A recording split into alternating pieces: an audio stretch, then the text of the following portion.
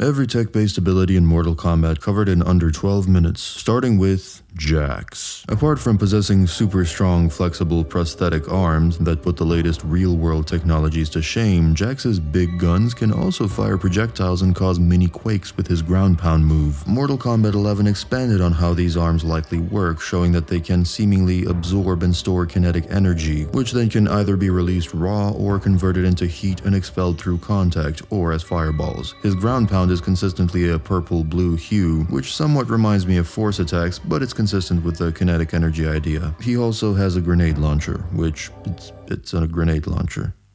Google it. Sonya. Sonya's main projectile evolved from a multi-ring shaped force attack to just a regular force ball to then retconning it as a kind of wrist-mounted laser device. Either way, it behaves the same way. It knocks the enemy back or down. Her stun grenades from MKX, which technically turn her into a lightning user, yielded one of the game's best and most technically demanding variations and made Scar one of the most fearsome pros of that game. She also uses a wide variety of combat drones, which I'm not sure why, but it kinda feels lame to me, like she needs the drones to win a fight. Also, I'm not 100% sure, but I think her ring attack is a metaphor for a cock ring. Jacqui Cage. Jacqui Cage has a phone. I mean, it's not much, but it looks like a nice phone. And a camera. Kano. Kano has optic blasts, gravity tech, and cybernetic augmentation under his repertoire. An unholy cross between Cyclops, Iron Man, and Cutface McStab. Kano is mostly human with some cybernetic enhancements, including a cybernetic heart and a skull plate with a cybernetic eye that can shoot lasers, which, although cool and iconic, was never a very prominent part of his fighting strategy, probably because of the sheer amount of energy required to power it. Not that cheap offshoots like Jarek care about such petty things, or about logic, consistency, continuity, originality. His cybernetic heart can be used to enhance his strength and later on sported some gravity-altering abilities, which, coupled with his guerrilla-style weaponry and tactics, makes him quite the angry, hateful, pent-up cyber nuisance. Makes you wonder just how much got changed down under. Hsu Hao. Speaking of cyber dicks, Hsu Hao's cybernetic heart offers him similar abilities, like enhanced strength, stamina, and agility. It's unclear if his palm clap that generates a very strong gust of wind is also a result of this enhancement, or just an air skill that he always had. And much like Kano's eyepiece, Hsu Hao can shoot a laser directly from the heart. Aww. Unlike Kano, however, this isn't a device that acts independently of his own heart. This is his own heart, which handles blood flow and everything, and people call me heartless. Cyrax. Cyrax's net is a point of contention for me because it looks like something in between physical matter and some kind of energy or laser. Looks like a dissolvable material imbued with some kind of energy or magnetic field to direct and control it more easily, making it latch onto and stick to the opponent. Dissolvable fabrics are a real thing, like polyvinyl alcohol, which is a synthetic polymer made by stringing together molecules with strong bonds and is water-soluble. That's not what this is, but it's probably a step in that direction. His bombs are pretty self-explanatory, and his teleport move works just like the self-piloting suits from Iron Man 3. Human Cyrax also had some kind of smoke bomb or teleportation device, which I will log as a smoke skill. Motaro. Motaro's a weird one, because it wasn't apparent to me that his original model back in MK3 sported any kind of prosthetics or cybernetic enhancements, yet his MK12 redesign damn near turns him into a fucking Borg, with a high-tech codpiece, various implants, and a cybernetic rat tail instead of a real one. I mean, you can kinda tell here too, but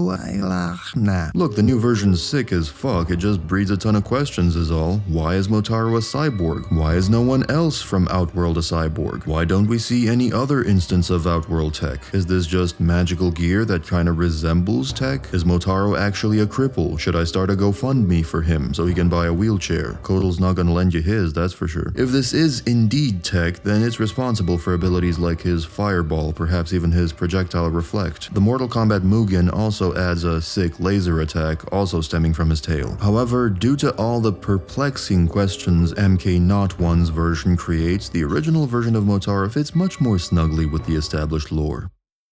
Good horsey. Sektor. I already covered Sektor's teleport here. No, not now. Watch it after this video. What are you, a peasant? As for his other abilities, storing a hefty amount of deadly rockets in your torso in place of a heart is absolutely feasible. I mean, that just describes your average cheerleader. Although I will say the rockets should probably be smaller to make it more feasible, else we'll have to go with a damn portal explanation or something nanotech. It's nanotech, you like it? He also has a flamethrower. Google that one too. Stryker. Stryker's a cool motherfucker, but his tech is stuff that already exists in the world today without any noteworthy modifications or upgrades, so he gets an honorable mention at best. Cassie Cage. Beyond the plasma guns she gets in MK11, which are mostly just for show, the one notable bit of tech Cassie employs is whatever drone or miniaturized F-16 that drops those missiles in her MKX Spec Ops variation, and it gave you some great setup possibilities in that game. The other bit of tech she uses is the foo-foo cuddly drone thingy from MK11, which again makes the character seem like they're cripples and can't win a fight without it, especially when it's always on the field. It's kind of the worst piece of tech in the whole game because she mostly uses it for trick shots and to aid her in her throw. It's half-baked game design and it doesn't justify its existence in my opinion. Jacqui Briggs. Objectively the worst character in the franchise, Jacqui's shotgun gauntlets actually fascinated me for some time. There's something gratifying about shooting something by just pointing your fists at it. It's kind of like extended punches, which was probably the idea, and it's not a bad one. The plasma versions can be charged up by way of fist bumps, reminiscent of her dad's arms in MK11, which makes this some kind of kinetic energy converted to plasma type deal. She also has caustic fire grenades that do damage over time, mini thrusters in her legs to help her kick faster and jump around, the dome to mitigate damage. The tech just doesn't end. A literal rocket launcher, ground pound like her father, and of course the windshield grenades that are used in the dumbest, most ineffective way possible. Take everything I said about drones making it seem like you can't fight on your own and multiply it by 1,000. Yeah, I know cyborgs exist, it's too much. What is the flavor of this character? What is her identity? They were so pissed she wasn't well received in MKX that they threw the kitchen plasma sink at the force field wall to see what sticks. It's a force field. Nothing sticks. I will say the mechanics of the dome and the energy wall are interesting and probably operate in similar ways by way of tightly bonded molecules that either create an impassable barrier or block some of the particles of enemy attacks, thus reducing overall damage. To the series, the damage is done. Erron Black. Only fair to follow up MKX's worst creation with probably its best. Erron Black isn't here because his tech is advanced. No, he's only here so I can ask him something. Dear Mr. Black, how in a centaur's hoof do you have infinite ammo, dog? I was hoping to at least see something noteworthy on the gun barrel, but no, it looks like a regular 6-shooter, so there are two explanations. Either he has a crap ton of those guns stored up somewhere, and he just swaps them out as soon as they're empty, or that's some kind of dual barrel. That means you have 12 shots instead of 6. I could be stopping terrorist attacks right now, but not until I figure this shit out. Takeda. Takeda risks crossing over into Jacqui territory with all the tech he's swimming in, but luckily he stops just shy of Nepotism Central. The short-range teleporter is quite powerful, probably operating more or less like Sektor's short-range displacer. And while his whips could have some kind of motorized unit in them, honestly, based on how he uses them, they could just be regular whips with wrist-mounted springs to pull them back, like retractable tape measure or a gas-powered magnetic grapple gun. You do need something to make the spikes poke and retract though. Last but not least, his plasma swords, aka pulse blades, are basically lightsaber tech, which you'd think is unfeasible, yet we're seeing more and more iterations of this kind of stuff in real life. The main problem is, of course, the power source, which is the problem for most of the gadgets in this list. It's just not feasible to have such a small, portable power source for such powerful weaponry. Yet. His swords and gloves also have some kind of magnetic setup that allows Takeda to recall and pull them to his hands as fast and efficient as Henry Cavill can pull girls, or as fast as Stellar Blade fans can pull it out.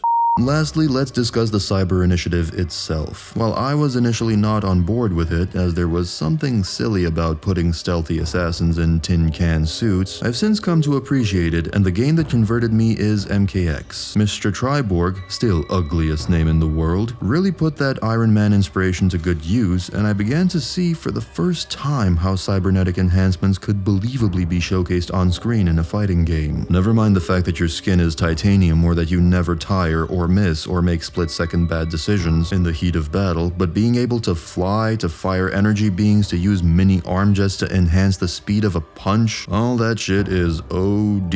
It's actually not fair because most characters shouldn't even be able to defeat a cyborg. If you were faced with a human AI hybrid with no weaknesses who can move 4 times faster than you, who possesses the arsenal of an entire American platoon, and whose exoskeleton is tougher than Colossus's dong, you'd perform a real-life quitality and spare him the trouble. But we are in a game with gods and sorcerers and horse people with really large codpieces, so that it is. The one other perk that cyberization likely gives you, and that I wish the games would confirm, is it enhances whatever special, magical, or elemental abilities you have. This whole thing would be quite pointless otherwise. Cyber Sub-Zero's ice powers should dwarf those of regular Zero. Cyber Smoke's smoke should be far deadlier than that of his human self. And you can kinda see that. Cyber Sub's enhanced freezing looks much faster and more impressive than that of the human version. And he gets frost bombs, although personally I always thought those were lame, and wished they could find something for him that doesn't just copy Cyrax's shtick. The last reason why cyberization is OP has to do with Triborg himself, whose goal in the non-story we got is to assimilate all other Borgs and fighters into himself, thereby becoming the synthetic version of a soul stealer like Shang Tsung, or a mimicry expert like Shujinko or the Chameleons. In my mind, that was the ultimate goal of the Cyber Initiative, to cyberize all of its fighters and then create a database containing all of their skills and powers that they could then mass produce and continually evolve and add to. And that's, as silly as Cyber Ninjas originally seemed, it's a pretty solid idea. By the way, Triborg, possessed Kenshi, aged human versions of the Revenants that never actually appear in the campaign, MKX is full of cool stories we never got. But at least we got dickless Jax. But at least we got Beyonce with daddy issues. But at least we got writer's block. But at least we got Black Depression. Chantel Lucretia Chili Con Carne. But at least we got one less character slot. I actually played her quite a bit.